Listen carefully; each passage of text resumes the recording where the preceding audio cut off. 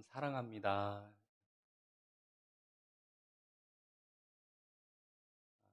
오늘은 누가복음 10장 25절에서 37절 말씀으로 이웃이 되겠느냐라는 제목으로 말씀을 전하겠습니다. 우리는 이 세상 가운데 많은 착각을 하며 살아갑니다. 착각이란 어떤 사물이나 사실을 실제와 다르게 지각하거나 생각하는 것, 그것을 착각이라고 합니다. 우리는 이러한 여러 가지 착각 가운데 살고 있습니다.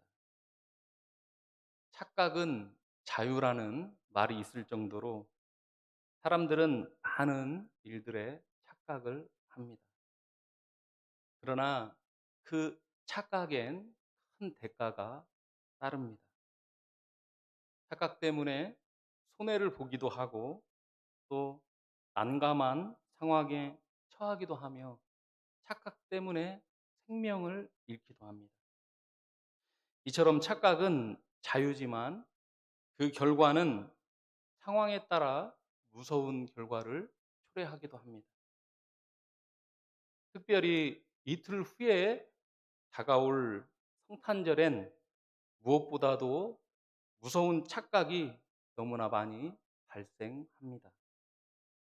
성탄절에 오신 예수 그리스도의 십자가가 자신에게 생명이 아닌 사형대가 됨에도 불구하고 많은 사람들은 이날을 착각하고 기뻐하고 즐거워합니다.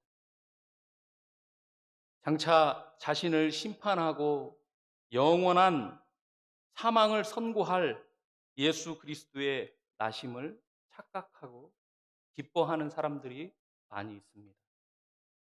예수님과 아무런 관계가 없이 그저 주여 주여 하며 따르던 사람들과 같이 다가오는 성탄절마다 이러한 착각을 하는 사람들이 많이 나타납니다.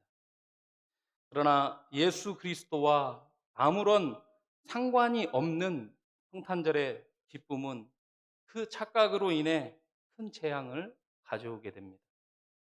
오늘 우리가 살펴볼 본문의 율법 교사 또한 이러한 착각에 빠져 있었습니다. 유일한 구원의 길이신 예수 그리스도를 믿지 못하면서도 마치 자신이 구원을 얻은 것처럼 생각하여 그 율법 교사는 예수께 나와 영생에 관한 질문을 합니다. 오늘 본문 25절에 어떤 율법 교사가 일어나 예수를 시험하여 이르되 선생님, 내가 무엇을 하여야 영생을 얻으리? 이 질문은 어떻게 하면 구원을 얻을 수 있습니까? 라는 질문과 동일한 질문입니다. 하지만 이에 대한 답을 이미 율법교사는 알고 있을 뿐 아니라 자신은 그렇게 영생을 얻었다고 착각하고 있었습니다. 그래서 예수님을 시험해 보고자 하는 그 마음으로 율법교사는 예수님 앞에 나와 무엇을 해야 영생을 얻는지 예수님께 질문을 하고 있는 것입니다. 이에 대해 예수님께서는 율법에 무엇이라 기록되었으며 내가 어떻게 읽었느냐고 물으셨고, 그는 자신이 알고 있는 성경 지식에 기초해서 27절에 이렇게 대답합니다. 내 마음을 다하며 목숨을 다하며 힘을 다하며 뜻을 다하여 주 너의 하나님을 사랑하고 또한 내 이웃을 내 자신과 같이 사랑하라 하였나이다 라고 대답을 합니다. 이처럼 율법교사는 예수님의 물음에 율법의 내용을 두 가지로 잘 요약해서 대답했습니다. 이 두 가지 내용은 신명기 6장 5절과 레위기 19장 18절에 나와 있는 말씀으로 성경에 나타난 모든 계명과 율법의 요약이라고 할 수 있습니다. 예수님께서도 마태복음 22장 37절에서 40절 말씀을 통해 이 두 계명이 온 율법과 선지자의 강령이라고 친히 말씀하셨습니다. 마태복음 22장 37절에 예수께서 이르시되 네 마음을 다하고 목숨을 다하고 뜻을 다하여 주 너의 하나님을 사랑하라 하셨으니 이것이 크고 첫째 되는 계명이요 둘째도 그와 같으니 내 이웃을 내 자신과 같이 사랑하라 하셨으니 이 두 계명이 온 율법과 선지자의 강령이니라. 이처럼 사람이 율법을 다 행하면 그것이 그에게 의와 생명이 된다는 것은 성경의 한 기본 진리이며 모세는 신명기 5장 32절에서 33절에 이렇게 말씀합니다. 그런즉 너희 하나님 여호와께서 너희에게 명령하신 대로 너희는 삼가 행하여 좌로나 우로나 치우치지 말고 너희 하나님 여호와께서 너희에게 명령하신 모든 도를 행하라. 그리하면 너희가 살 것이요 복이 너희에게 있을 것이며 너희가 차지한 땅에서 너희의 날이 길리라고 말씀하고 있습니다. 그렇게 예수님께서도 그 율법 교사의 대답에 이렇게 말씀합니다. 오늘 본문 28절에 예수께서 이르시되 네 대답이 옳도다. 이를 행하라. 그리하면 살리라 하시니. 네 대답이 옳다. 그렇게 하면 영생을 얻을 것이니 그렇게 하라는 것입니다. 그러나 그것은 예수님의 본심이 아닙니다. 왜냐하면 성경은 사람이 율법의 행위로 영생을 얻지 못함을 밝히 가르칠 뿐만 아니라 율법을 행함으로 의롭다 하심을 얻을 사람은 이 세상 가운데 아무도 없기 때문입니다. 로마서 3장 20절에 그러므로 율법의 행위로 그의 앞에서 의롭다 하심을 얻을 육체가 없나니 율법으로는 죄를 깨달음이니라. 이처럼 사람은 하나님 앞에서 율법으로 의롭다 하심을 받지 못하며 오직 자신의 죄악됨을 깨닫게 됩니다. 왜냐하면 인간은 본성적으로 부패해서 이 율법을 행할 수 없기 때문입니다. 로마서 8장 7절에 육신의 생각은 하나님과 원수가 되나니 이는 하나님의 법에 굴복하지 아니할 뿐 아니라 할 수도 없음이라고 말씀합니다. 그러므로 이를 행하라 그리하면 살리라는 예수님의 말씀은 사람이 율법을 행함으로 영생을 얻을 수 있다는 뜻이 아니고 오히려 그 사람에게 자신의 죄악됨과 자신의 부족을 깨닫게 하시고자 이렇게 말씀하신 것입니다. 율법의 행위로 구원을 얻고자 하면 할수록 사람은 자신의 죄악됨과 구원에 이를 수 없는 무능력함을 깨닫게 됩니다. 그리하여 율법은 우리를 그리스도께로 인도하는 초등교사가 되는 것입니다. 갈라디아서 3장 24절에 이같이 율법이 우리를 그리스도께로 인도하는 초등교사가 되어 우리로 하여금 믿음으로 말미암아 의롭다함을 얻게 하려 합니다. 이것이 바로 율법의 기능과 목적입니다. 구약 시대에도 하나님께서는 사람이 율법의 행위로 의롭다 하심을 얻지 못하기 때문에 율법 안에 성막제도와 제사 제도를 주셨습니다. 그 제도 안에는 죄인들이 장차 오실 메시아의 속죄 사역으로 죄 씻음을 받을 것을 감시하고 있습니다. 특별히 제단의 제물은 장차 우리를 위해 십자가에서 피 흘려 죽으실 예수 그리스도의 속죄 사역을 그대로 보여주었고 구약의 성도들도 이렇게 예표된 메시아를 바라보고 의지하여 믿음으로 구원에 이른 것입니다. 이와 같이 우리는 하나님의 율법을 행함으로가 아니라 주 예수 그리스도를 믿음으로 의와 영생을 얻습니다. 그러므로 이를 행하라 그러면 살리라는 이 말씀은 율법을 통해 자신의 죄를 깨닫고 예수 그리스도의 속죄를 믿음으로 말미암아 구원을 얻으라는 말씀입니다.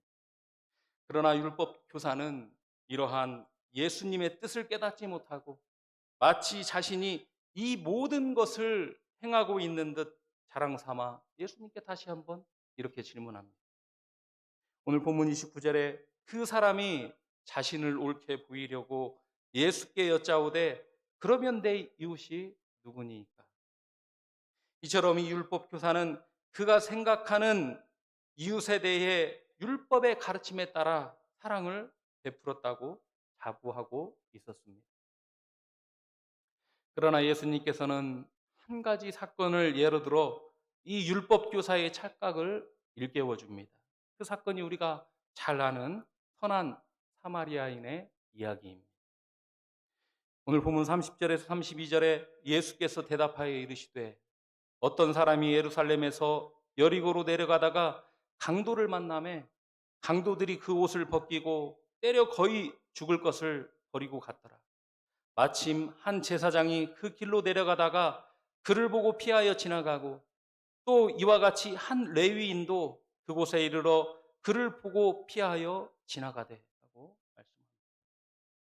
여리고는 예루살렘에서 동쪽으로 약 35km 떨어진 곳에 있던 먼 마을이었습니다.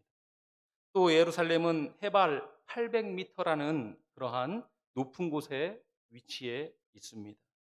이에 반면에 여리고는 해면보다 390m나 낮은 지역에 위치하고 있습니다. 따라서 예루살렘에서 여리고로 내려가는 길은 매우 험하고 멀기 때문에 종종 강도들이 나타났습니다. 어떤 사람이 그 길을 따라 예루살렘에서 여리고로 내려가다 강도를 만났고 그로 인해 모든 것을 약탈당하고 또 맞아서 거의 죽은 것처럼 되었습니다. 그때 우연히 한 제사장이 그 길로 내려가다가 그 강도 만난 사람을 보았지만 그는 그를 피하여 지나갔습니다. 또 한 레위인도 우연히 그곳에 이르러 그 강도 만난 자를 보았습니다. 그러나 그도 그를 피하였던 제사장과 같이 그를 피하여 지나갔습니다. 우리가 잘 알듯이 제사장과 레위인은 하나님을 섬기는 일을 하는 사람들입니다. 하지만 그들은 그 죽게 된 자를 돌보고 살려주려는 긍휼과 사랑의 마음이 없었습니다. 심지어 그 죽어가는 사람은 그들이 이웃으로 여기며 사랑의 대상으로 생각하던 유대인이었습니다. 그러나 그들은 만신창이가 되어 죽어가는 그 사람을 외면하고 만 것입니다. 누구보다 율법에 대해 잘 알았던 그 제사장과 레위인이지만 그들은 그것을 행하지 못했습니다. 그때 그곳을 여행하던 사마리아 사람이 그를 발견하게 됩니다. 오늘 본문 33절에서 35절에 어떤 사마리아 사람은 여행하는 중 거기 이르러 그를 보고 불쌍히 여겨 가까이 가서 기름과 포도주를 그 상처에 붓고 싸매고 자기 짐승에 태워 주막으로 데리고 가서 돌보아 주니라.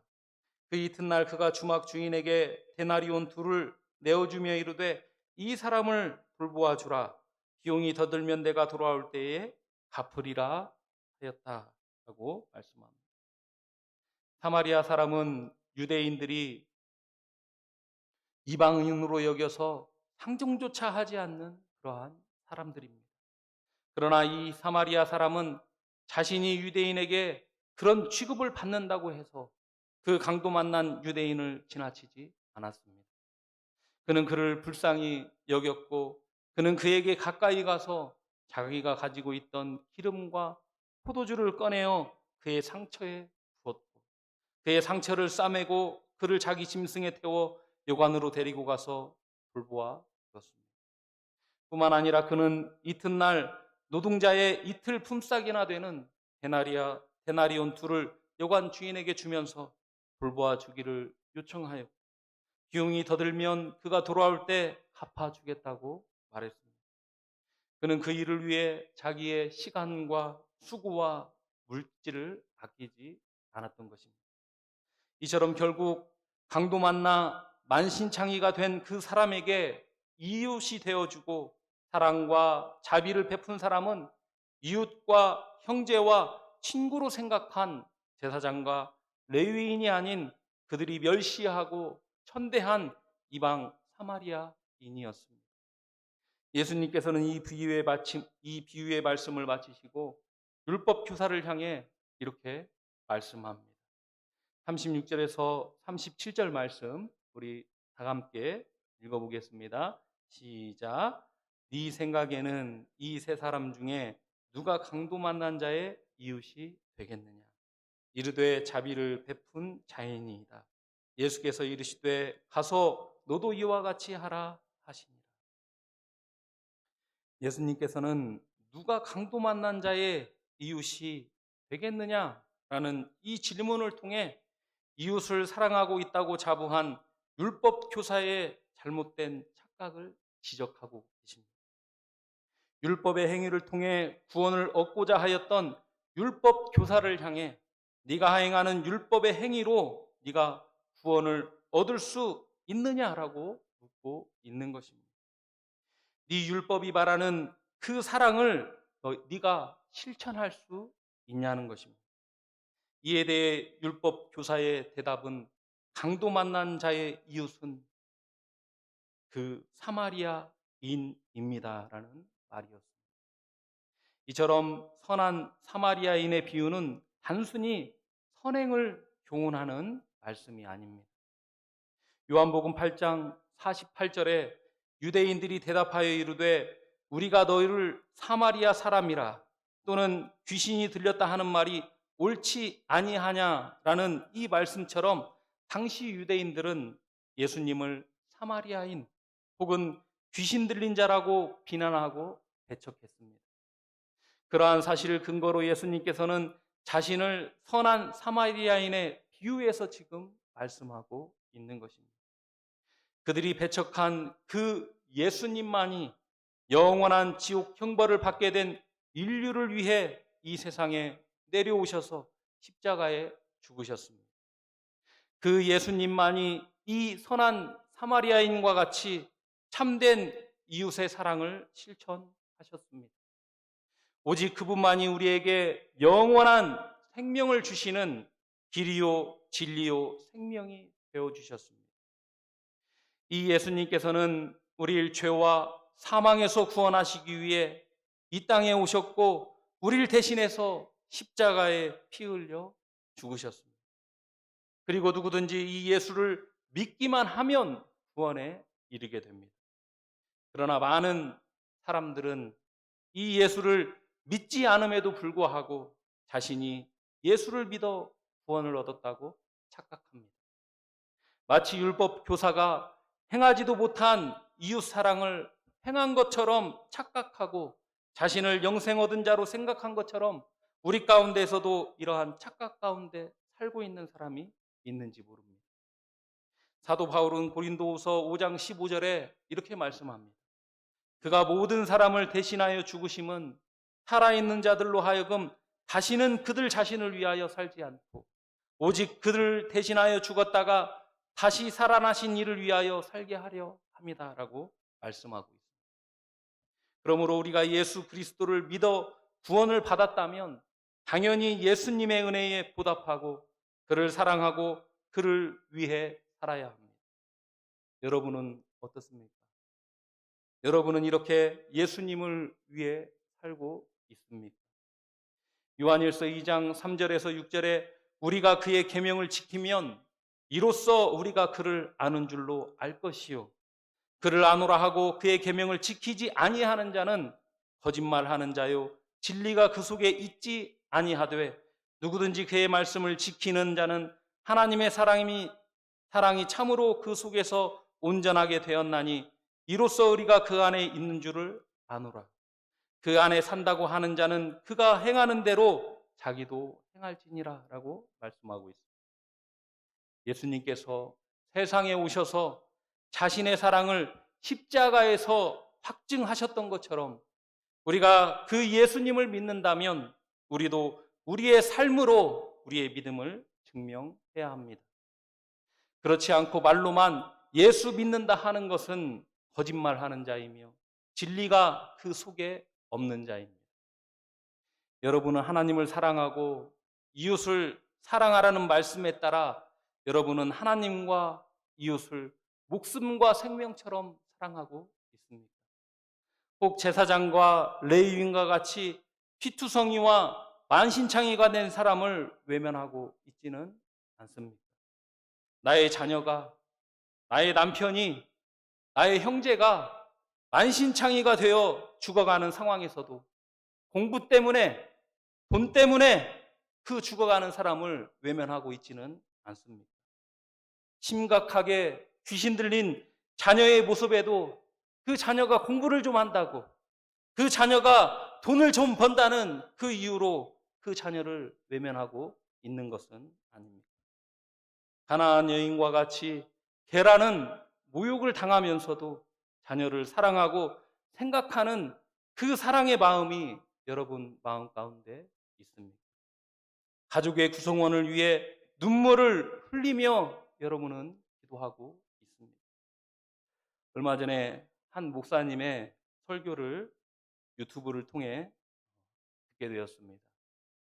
그 목사님께서는 일가 친척 중에 유일하게 홀로 예수를 믿었고, 예수 믿고 그 은혜가 너무나도 감사하고, 또 믿지 않는 가족들이 너무나도 안타까운 마음이 들어서 그들의 구원을 위해 최선을 다했고, 그 결과 모든 일가족을 예수를 믿게 했다고 하시면서 94세가 된 그의 어머니에게 어느 날 이렇게 질문을 했다고 합니다. 엄마가 날 위해서 많이 울었소? 내가 엄마를 위해서 많이 울었소? 이렇게 질문을 했다고 합니다. 이 질문의 어머니는 아무 말 없이 그저 고개를 숙였고 그렇게 한참을 그대로 서로 있었다고 합니다. 강도 맞는 사람과 같이 만신창이가 되어버린 그 어머니의 모습을 그 목사님이 얼마나 애절하게 생각했는지 이 한마디 말에 우리는 알 수 있습니다. 엄마가 나를 위해서 많이 울었어. 내가 엄마를 위해서 많이 울었어. 이 한마디로 우리는 이 목사님이 얼마나 그 영혼을 안타깝게 생각했는지. 여러분, 우리는 어떻습니까? 우리 가운데는 강도 만난 자녀가 없습니까? 우리 가운데엔 강도 만난 부모가 없습니까? 우리 가운데엔 강도 만난 이웃이 없습니까? 그런데 왜 우리는 울고 있지 않습니까? 왜 우린 그들을 불쌍하게 생각하지 않습니까? 왜 우리는 그 생명을 위해 예수님처럼 모든 것을 주지 않습니까?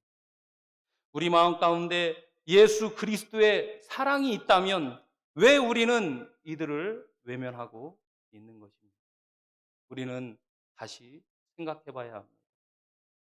성탄절 그저 기쁘다 구주 오셨네로 기뻐할 것이 아니라 그 예수가 내 마음에 있는지 우리는 점검해 봐야 합니다.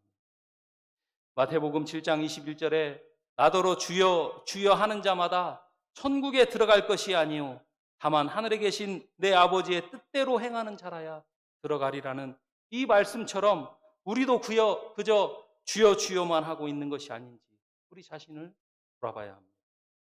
하나님을 목숨과 같이 사랑하고 이웃을 자신과 같이 사랑하라 하신 아버지의 뜻대로 행하는 자라야 천국에 들어간다는 사실을 잘 기억해야 합니다.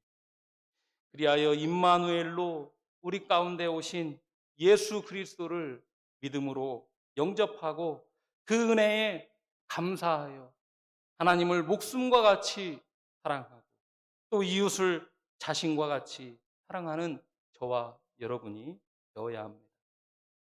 예수님께서는 여러분에게 묻고 있습니다. 누가 강도 만난 자의 이웃이 되겠느냐? 이 말씀을 잘 생각하고 또 자신을 돌아보아 다가오는 성탄절 참으로 기쁜 마음으로 하나님께 감사하며 하나님께 영광을 돌리며 하나님을 사랑하고 이웃을 사랑하는 저와 여러분 되시기를 바랍니다. 이 시간 몇 가지 기도의 제목을 가지고 기도